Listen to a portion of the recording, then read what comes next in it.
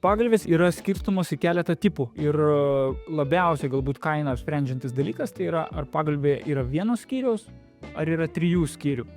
Vienas skyrius, tai visoje pagalvėje yra užpildyta pilnai turiniu. Ar tai būtų pūkai, ar vilna, ar poliesterio impilas, ar kažkokie kiti impilai. Užpildymas pūkams yra labai didelis privalumas, tai yra 3 skyrių. Esminis klausimas, kodėl?